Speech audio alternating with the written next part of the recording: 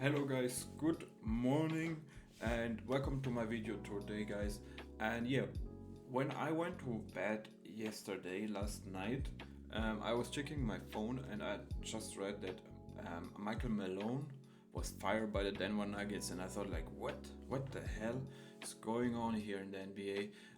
This came out of nowhere. I did not see this coming. This for me is even a bigger surprise than the Tyler Jenkins firing in Memphis. So yeah guys, let's talk a little bit about it. And guys, if you enjoy my video, leave a like, subscribe to my channel, it's very much appreciated. And yeah guys, let's jump right into the video. So if you look at the season from the Denver Nuggets this year, of course they are 47 and 32, which gives them the second place in the Northwest Division. I mean, if you look at some player stats here, I mean, of course, Jokic is pretty much everywhere the leading guy, so he's averaging about 30 points per game. The number two guy is Jamal Murray with 21.6, always having some injury problems. MPJ 18 points, which is very good for him. And yeah, rebounds also, Jokic leading the way with 13, MPJ 7 and 5 for Christian Brown. Assists, of course, Jokic leading the way. Westbrook with 7 assists is very nice. I didn't see that coming. That one really worked out. Field goal, of course, we have DeAndre Jordan there. And free throws doesn't matter too much. 3-point field goal, Aaron Gordon, he's always in and out the lineup, so that definitely does not help them. Jokic 41%, which is very nice, and Christian Brown for 40. And then we have steals, Jokic leading the way, Westbrook, Murray, and blocks. So yeah, it's pretty much, we see the same faces here, so that's part of the problem, I think. But yeah, man, like, for me it was just a complete surprise, to be honest. I couldn't believe it, especially at this point of the season. Like, there's 3 more regular seasons coming, and then they want to have a new head coach. I don't know if they just stay with Craig Adelman, I think is his name. If they just want to stay with him for the playoffs. And yeah, man, like, I don't know, it was just weird. So I went through some research, and yeah, came across Josh Kroenke, which is the vice chairman of Kroenke Sports and Entertainment, so that pretty much the owner. He says, quote unquote, this decision was not made lightly and was evaluated very carefully, and we do it only with the intention of giving our group the best chance at competing for the 2025 NBA Championship and delivering another title to Denver and our fans everywhere. While the timing of this decision is unfortunate, as Coach Malone helped build the foundation of our now championship level program, it's a necessary step to allow us to compete at the highest level right now. So yeah, pretty much him saying that they don't believe in Michael Malone anymore. And I mean, that's just crazy. Like, he's a championship coach, and I know that the NBA, they've really loved their championship coach. So this just comes out of absolutely nowhere. I mean, it's not only that Malone has to go, also Calvin Booth, I think is his name, the GM. He came in 2022 for Tim Connolly, who left for Minnesota Timberwolves, of course, in 2022. And yeah, Tim Connolly is very much loved in Denver. I know he drafted Jokic and built that team, which won the 2023 title. I mean, Booth did add Bruce Brown and KCP in 2022, so that those were definitely some good players that he brought in. But yeah, he also let them walk, right? So he was not able to keep either one. Also, Jeff Green, another player they lost, which it was very important, you know. And yeah, he tried to bring in some veterans like Saric and Westbrook this year. Of course, Westbrook, like we just saw, has a very good season, so I'm happy with him. But Saric never worked out, and if your team is constructed like this with a big 3, making so much money, you have to hit on those little contracts, right? And yeah, he was not the best with it. DeAndre Jordan, they just can't find a good backup for Nikola Jokic. Of course, it's hard to say. But they did have like Thomas Bryan, which I kind of liked. They did have Isaiah Hartenstein a couple of years back, which was really good.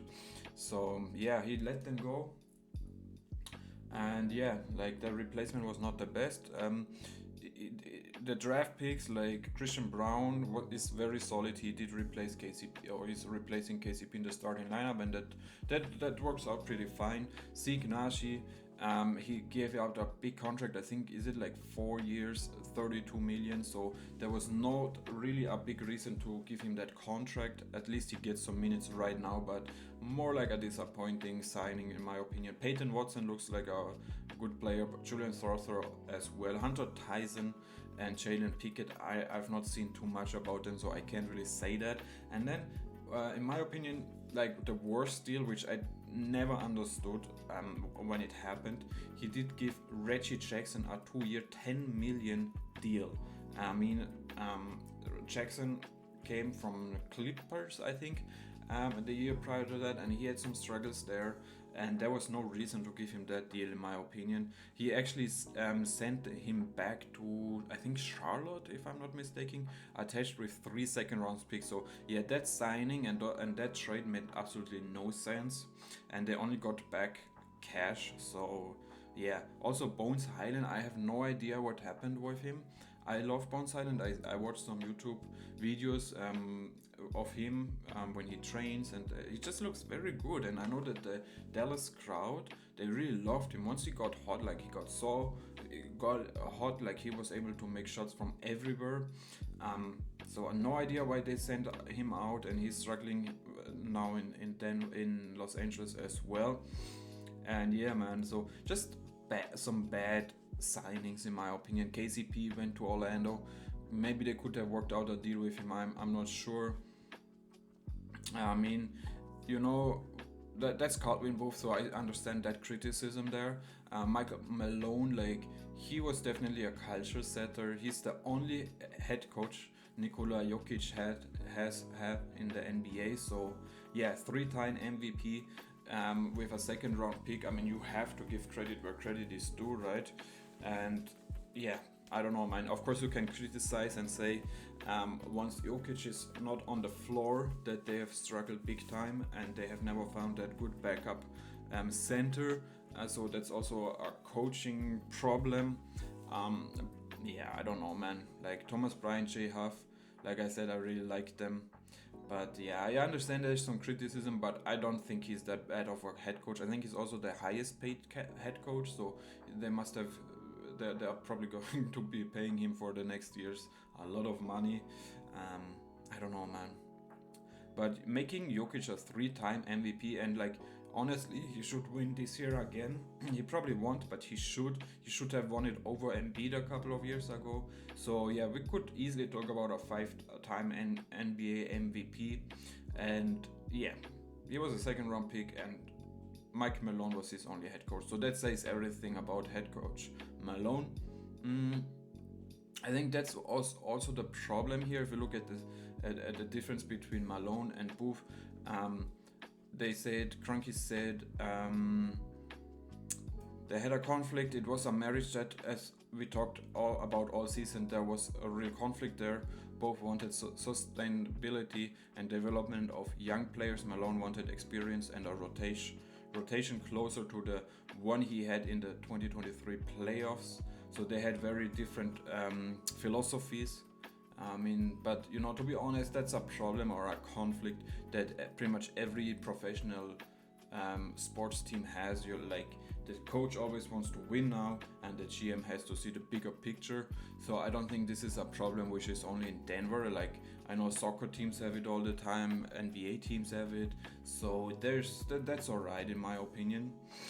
And yeah, so I don't know, man. At the end of the day, the ownership had the feeling to make a change, and yeah, so like I'm just surprised that even the GM and the coach are fired at the same time. So that's definitely a surprise.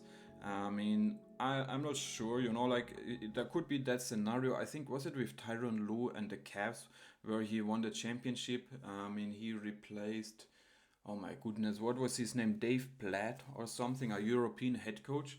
and then Ty Lue took over pretty much for the playoffs and then won the championship. So sometimes this stuff can work.